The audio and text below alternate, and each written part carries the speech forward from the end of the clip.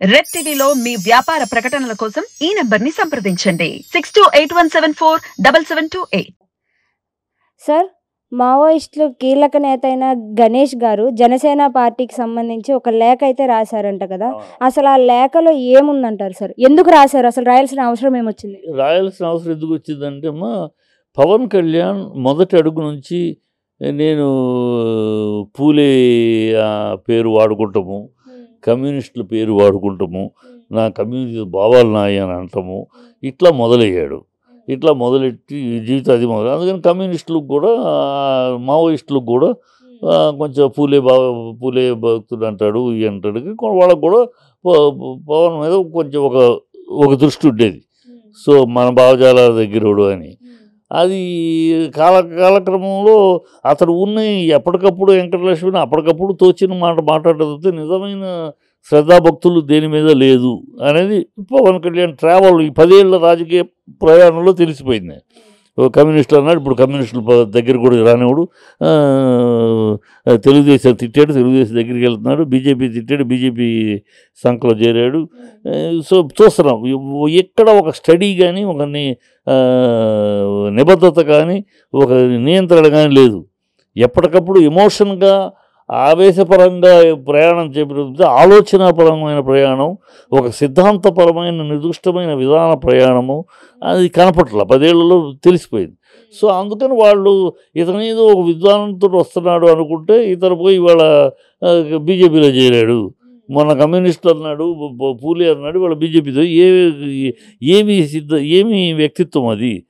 ఎవరికో ఒక లైన్ మీద ఉంటుంది, ఒక వ్యక్తిత్వం మీద ఉంటుంది. అది కాకుండా ఇన్ని మార్పులు చెప్పులు. సో అతను నిలకడ లేని వ్యక్తిత్వం అని అన్నాడు. అది వాస్తవమే కదా, వాస్తవమే, తప్పే. ఒరిజినల్ మాట అది, నిలకడ లేని వాస్తవ వ్యక్తిత్వం. అది కళ కనపడుతుంది కదా. ఈ 10 ఏళ్ల ప్రయాణంలో అందరికీ కనపడుతుంది.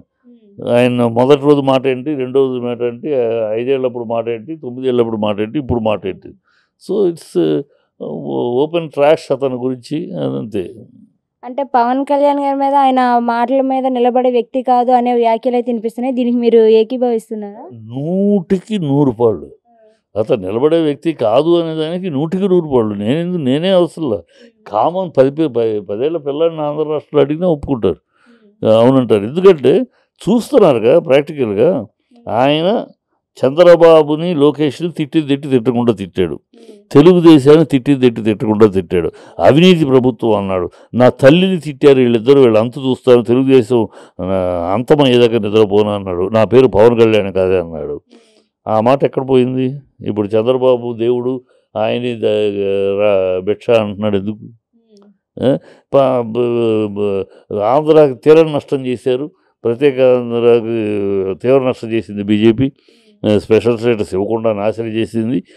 2 పాచిపోయిన లడ్డూలు ఇచ్చేసిందని తీవ్రంగా బీజేపీని విమర్శించాడు. బీజేపీతో బతికొండగా బీజేపీతో చేయకడపడం జరగదు అన్నాడు. మళ్ళీ వాళ్ళ ఇంటి పరిస్థితి ఇట్లా చెప్పుకుంటూ పోతే అతను కేవలం ఒకటే కంటిన్యూటీ కనపడింది. ఏంటంటే అప్పుడు వాళ్ళ అన్నయ్య పార్టీ పెట్టినప్పుడు యువరాజ్యం తరపున బట్టలు కాంగ్రెస్ వాళ్ళ పంచెలు ఉడదీస్తానని అరిచాడు. ఇప్పుడు ఆ భాష మార్చిపోకుండా ఇప్పుడు కూడా వీళ్ళ బట్టలు ఉడదీస్తాం, వీళ్ళ ప్యాంట్లు ఉడదీస్తాం, గోచితో ఇది కండరాయితో నిలబెడతాం. ఆ భాష మాత్రం ఒక్కటే, ఆ ఒక్క భాషే. ప్రజారాజ్యం వాళ్ళ అన్నయ్య పెట్టినప్పుడు యువరాజ్యం నాయకుడిగా ఉండి వాళ్ళ అన్నకి ఈ వాక్యాల వల్ల వాళ్ళ అన్నయ్యకి చాలా ద్రోహం జరిగిపోయింది. ఆ వాక్యాలు అలాంటి పరుష పద్యాలము, ఆ అనాలోచితమైన ఆవేశపు పద్యాలము వాడటం ఉంది కదా, ఆ ఒక్క విషయంలో మాత్రం మార్పు లేదు. నాటికి 10 ఏళ్ళలో నాటికి నేటికి మిగతా అన్ని విషయాల్లో మార్పులు చేర్పులు, పూటకొకటి, రేపొకటి, ఎల్లుండి ఒకటి, మర్నాడు ఒకటి అన్నట్టే ఉంది.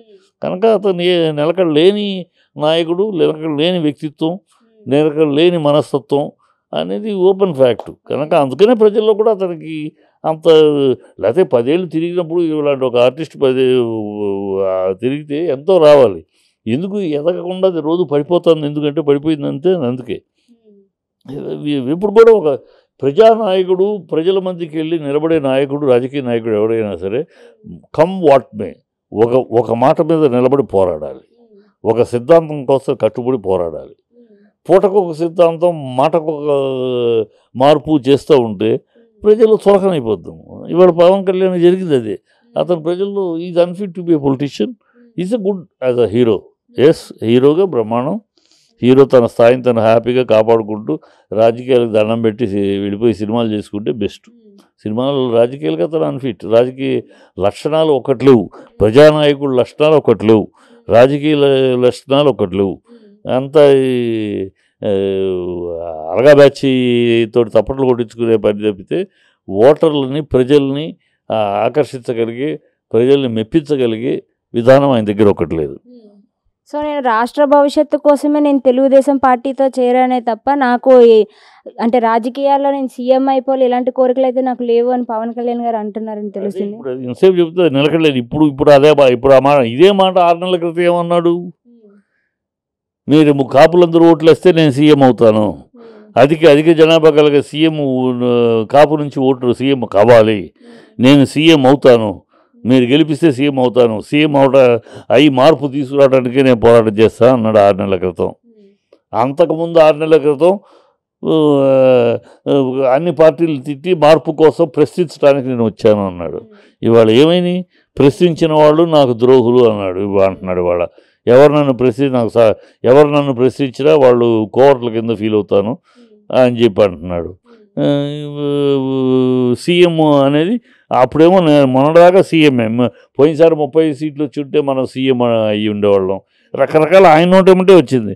ఆయన నోటేమంటే రాబట్టే ఆయన అభిమానులందరూ కూడా CM, power star CM, Pawan Kalyan CM, రేపటి సీఎం, ఎల్లుండి సీఎం అని ఆయన అభిమానులంతా పాప విర్రవేగి గొంతులు తెచ్చుకుని బట్టలు తెచ్చుకుని అరిచారు. వాళ్ళందరినీ కూడా ఇవాళ అవమాన పాలు చేసి, వాళ్ళని దగా చేసి, మోసం చేసి చంద్రబాబు కాళ్ళ దగ్గరికి వెళ్ళి కూర్చున్నాడు. ఇవాళ వచ్చి సీఎం కోసం రాలేదు. సీఎం కోసం నువ్వు పనికిరావని ప్రజలు తేల్చేసినాక నేను సీఎం కోసం రాలేదంటే ఎట్లా? ప్రజలు నువ్వు సీఎం అర్హుడువా కాదా అనే పరీక్షలో నీ ప్రయాణంలో ఆ పరీక్షలో టోటల్గా ఫెయిల్యూర్. నువ్వు ఈయన ఎక్కడోడు బాబు, ఈయన సీఎం చేస్తే తలబటు కొరిగితోడు ఉన్నట్టు అన్నట్టు నీ పడిపోయింది. You are unfit to be a politician. CM దాకా ఎందుకు unfit to be a politician అని తేల్చేశారు. ఇంకా నువ్వు సీఎం ఉంది. ఇవాళ ప్రజలు సీఎంగా అనవసరం తిరస్కరించడానికి ఇప్పుడు నేను సీఎం కోసం రావట్లేదు, సీఎం కోసం వస్తానన్న రోజుల్లోనే ప్రజల ఆదరణ లేదు. ఆ ఆదరణ సాధించగలిగే శక్తి నీ దగ్గర లేదు. నువ్వు అన్ఫిట్ అనిపించుకున్నావు. అది ఫస్ట్లో పవన్ కళ్యాణ్ గారు కాకినాడ నుంచి పోటీ చేస్తున్నాను అని అన్నారు. తర్వాత ఏమో మళ్ళీ నేను ఇప్పుడు పిఠాపురం నుంచి పోటీ చేయాలనుకుంటున్నాను, ఎందుకంటే నేను అప్పుడే దేశ రాజకీయాల దాకా వెళ్ళాలని అనుకోవట్లేదు, రాష్ట్ర రాజకీయాలు చూద్దాం అనుకుంటున్నాను, రాష్ట్రాన్ని బాగు చేస్తాను అని మా వ్యాఖ్యలు అయితే చేస్తున్నారు. దీనిపై మీ ఒపీనియన్ ఏంటి సార్? ఆయన్ని ముందు బాగు చేసుకోవాలమ్మా. ఆయన దేశాన్ని, ప్రజల్ని బాగు చేసి ఎన్ని పడికట్టు పదాలు, ఈ ఉపన్యాస పదాలు ఎవరో రాసిస్తే మాట్లాడే బట్టలు ఆయన ఫస్ట్ అసలు ఆయన బాగుపరుచుకోమను. బాగుపడటం అంటే ఏంటో ఆయన తెలుసుకోమను ఫస్ట్. తను అస్తవ్యస్తమైన వ్యక్తిత్వంలో ఉన్నాడు, తను అస్తవ్యస్తమైన రాజకీయ పరిస్థితిలో ఉన్నాడు. తను ముందు బాగుపరుచుకోమను. ఆ తర్వాత దేశము, ప్రజలును. ఊరిని సొల్లు కబుర్లు ఎందుకు?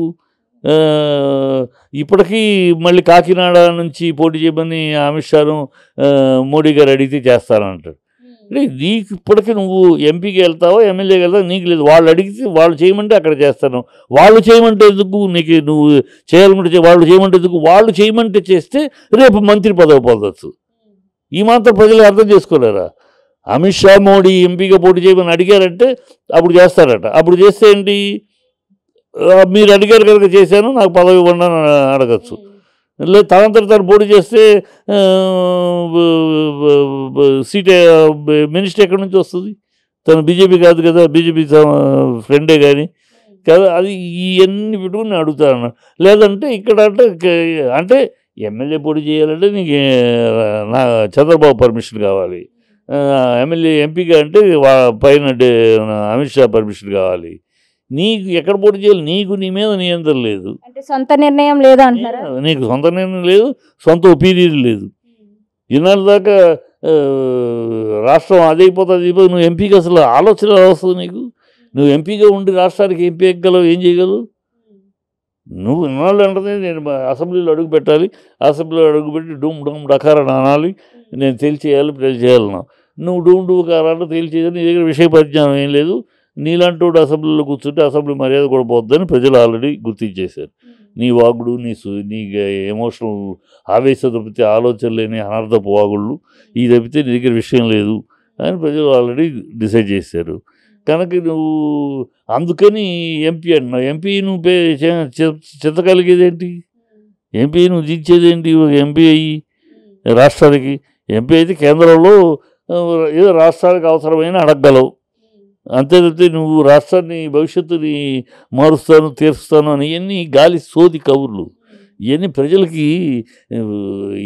సినిమా డైలాగులు. సినిమాల్లో 2 గంటల్లో మళ్ళీ వచ్చే శుక్రవారం వస్తాను, వచ్చేలోపు నీ ఎంతో తెలుస్తాను చూసుకో అని అంటే బాగుంటుంది సినిమాలో. ఇక్కడ నేను ఎంపీగా వస్తాను నేను అని సినిమా డైలాగులు కాదు కదా అవన్నీ. పిచ్చి పిచ్చి ఆయన శుభ్రంగా అసలు ఇప్పటికైనా రాజకీయాలకి ఇప్పుడు ఎలాగో రేపు ఎన్నికలైనాక ప్రజలు తప్పించేస్తారనుకో, ఆయన ఇంకా గౌరవం పెంచుకోవాలి, తను గౌరవం తెచ్చుకోండి. ఈ ఎన్నికలకి దూరంగా ఉంటున్నాను, ఎన్నికల నుంచి తప్పుకుంటున్నాను,